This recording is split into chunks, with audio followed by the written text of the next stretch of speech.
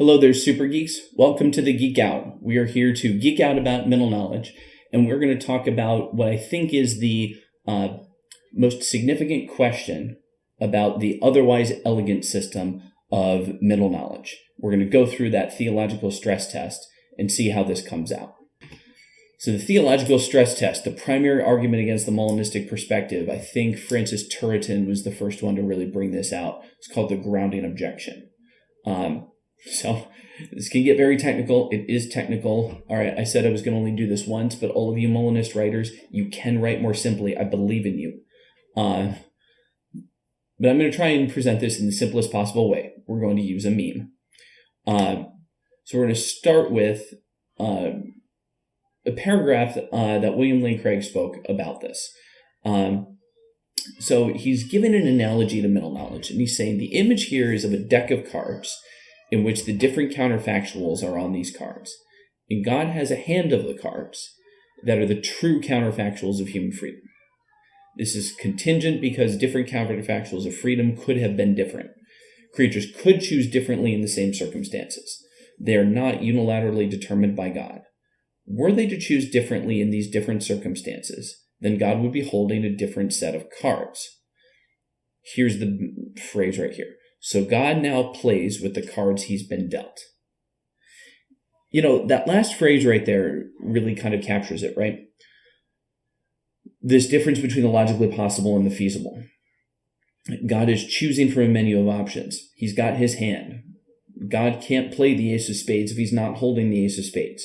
He's got a queen of clubs. That's not the ace of spades. It's not going to get the job done. So God picks from a set of options. God has to, as Craig says, play the cards he's been dealt. So here's the grounding objection in meme form. You know, God is just has to deal with the cards that are dealt to him. Really? Well, perhaps we should find the God that gave him those cards and worship him. So this is the flippant way of trying to say, what do you mean the almighty, omnipotent, omniscient God who could create anything is constrained by libertarian freedom of creatures that don't even exist? God is the one who would have to create those beings in the first place. They don't exist, we're not platonic forms. Humans have not eternally existed in some sort of essence, and God is reacting to that. We all come from God. In him we live and move and have our being. And so if that's the case, how is our freedom constraining God? And so, the Molinist perspective, God has to deal with our libertarian freedom, but God gets to decide the human nature, right? And so this is where the objection would be formed. We shouldn't worship the card player. We should worship the card dealer.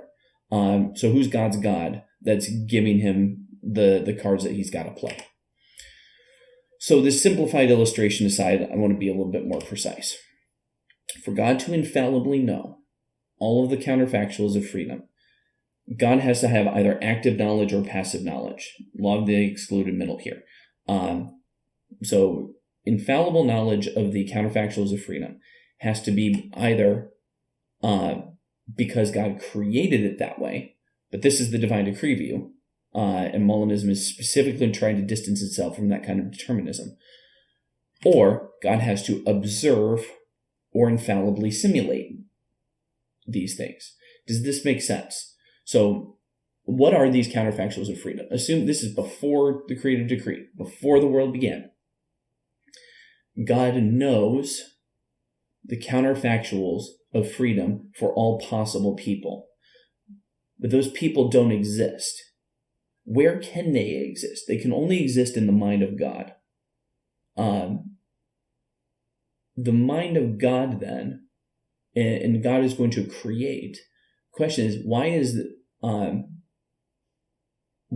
it that God is constrained in his mind's conception, if he's truly all-powerful and all-knowing, to create only a subset of human people? So that's essentially the grounding objection. So if this is prior to creation, as Molinism asserts as a premise, the humans don't exist. God can't observe which doesn't exist. But if we don't exist, how does God know what we would do? God could, as I was just sort of saying, create us in his mind.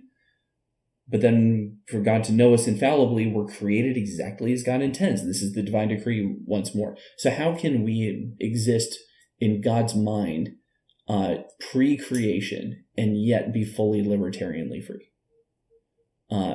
That's the grounding objection. So how do I think a Molinist would respond? Look, I don't know what you mean, Molinists, when you talk about truth-making and this bizarre relationship between truth and ontology. This is gibberish. Speak plainly. Here's what I think. As I read through, I'm going to try and I'm going to give an analogy of what I think is being said in these texts. And I could be getting it wrong. That is totally possible. Perhaps I'm just not smart enough to be a Molinist. But assume that the set of decisions that a person could possibly make is defined as a set of random numbers. You could think of it, frankly, as a set of binaries, right? So there's going to be a string of decisions that will be made throughout an individual's life, and it's a bunch of zeros or ones, branch A, branch B. And you could take that random number generator and apply that to any set of circumstances. So God is capable of running his own internal random number simulator. Essentially what this would be is like God can conceive of libertarianly free people. And then observe libertarian decisions. So God is omniscient and intelligent enough to conceive of what free actors would do based on a set of characteristics. So God can observe the result of the simulation. These are a sort of random set of decisions. So if God is using, kind of like if I were to go into Excel, I could sovereignly do a random number generator all the way down a column and create an infinite number of random numbers. I didn't know what those were. I didn't decree what those were. I created the list, but I didn't decree the numbers because it went through sort of this random integer generator. And I could play that out for all people, all possible people, all columns. And I could have to work within that set of numbers. Could have been anything else.